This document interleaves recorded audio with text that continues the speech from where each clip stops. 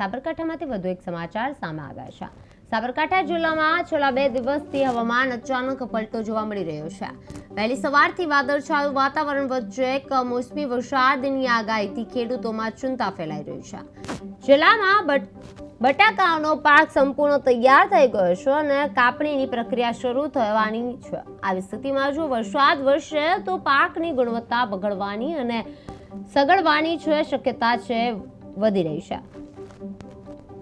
એક વિદ્યાર્થી દીઠ 50 થી 60 હજાર રૂપિયાનો ખર્ચ થયેલ હોવાથી ખેડૂતોએ ભારે આર્થિક નુકસાનની ભીતિ વ્યક્ત કરી રહી છે અને સરકાર પાસે ટેકાના ભાવે ખરીદી શરૂ કરવાની માંગ ઉઠાવી છે।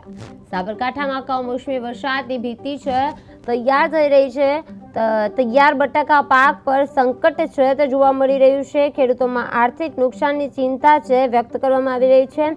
એક વિદ્યા ખર્ચ 60 હજાર સુધી ટેકાના ભાવે ખરીદી એની માંગ કરી રહ્યા છે। ખેડૂતોમાં આર્થિક નુકસાનની ચિંતા વ્યક્ત કરવામાં આવી રહી છે। વરસાદની ભીતિ તૈયાર બટાકા પાક પર સંકટ તે આવી રહ્યું છે। બટાકાનો પાક તે સડી જાય છે। સાબરકાંઠામાં કમોસમી વરસાદની ભીતિ સેવાઈ રહી છે, જેમાં તૈયાર બટાકા પાક પર સંકટ તે ઊભો થયો છે। ખેડૂતોમાં આર્થિક નુકસાનની ચિંતા વધુ થઈ ગઈ છે। એક વિદ્યા ખર્ચ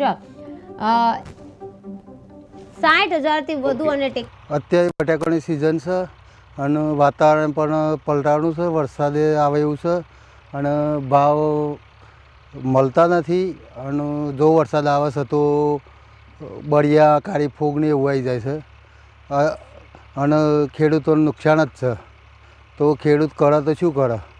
કેટલા વીઘા વાયા છે, કેટલો ખર્ચો થાય? તે 12 વીઘા વાયા છે, 50 થી 55 હજાર રૂપિયા ખર્ચો થાય છે।